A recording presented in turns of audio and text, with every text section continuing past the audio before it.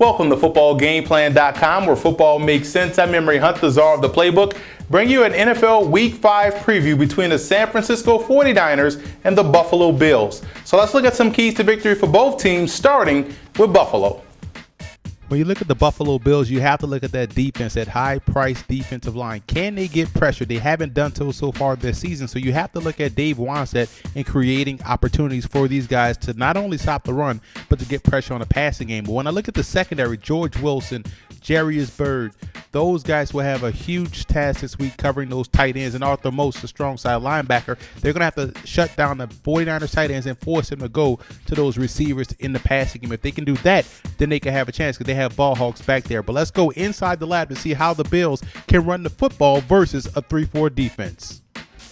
The Bills this weekend will have to run the football in order to win this ball game versus the 49ers, who run the 3-4 defense. So I'm going to show you how you can effectively trap, block, and run versus the 3-4 defense utilizing the I formation. So we're going to call this 23 trap, because this is the guy we're trapping, 3 hole, 2 back. So this is how we're going to block this.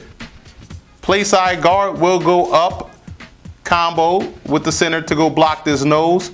Tackle will block that tackle. Fullback will go this way and block this linebacker as the tight end will work his way up to go get the strong safety. The running back will shoot here. Why? Because big on big, blocking. This is the guy that's coming around. He's going to lead up in the hole and trap this linebacker, and that's where we're going to run daylight. So that should help the Buffalo Bills get some type of running game going. Just one of many ways you can run versus a 3-4 defense. But the reason why this was creative, because we're going to trap the linebacker. Rarely do you see guys trapping the second level guy, but that's what we're going to do in order to try to run the football versus a 3-4 defense.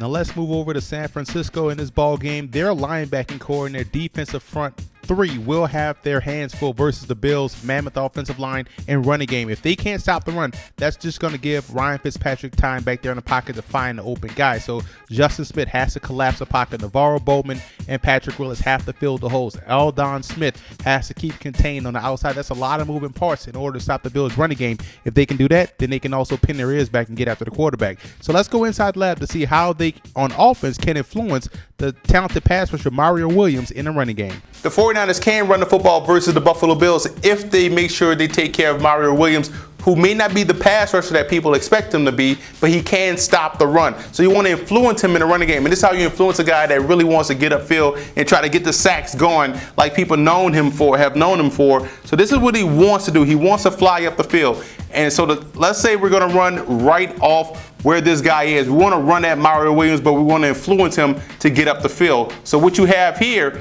you have the tight end that's going to walk out and block that strong safety, and we're going to have this tackle fan out showing pass blocking. That's going to influence him to get upfield.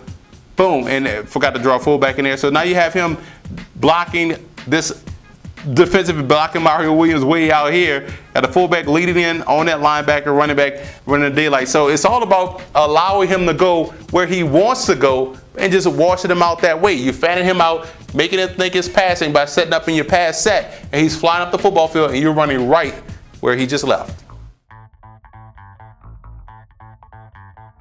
X factor for me for the Bills has to be Mark Anderson. I'm pretty sure the 49ers will focus their attention on blocking Mario Williams in a running game. Anderson has to make one miss and get to the quarterback. 49ers X factors has to be the wide receivers. They're going to have to make plays consistently versus the Bills secondary. If they can do that, this is going to make that offense that much more balanced.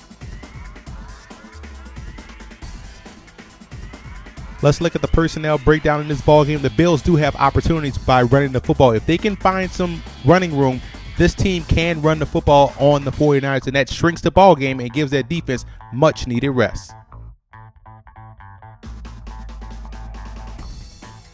I like the 49ers in this ball game. They do a great job of dictating what you do defensively and offensively. They force you to play tough on the line of scrimmage, and they force you into passing situations. The Bills have to prove they can get rid of the football quickly and make plays through the air. I don't think they can, especially versus the 49ers. And I also want to give a huge shout out to 49er fans and Bill fans message boards for always showing football game plan support.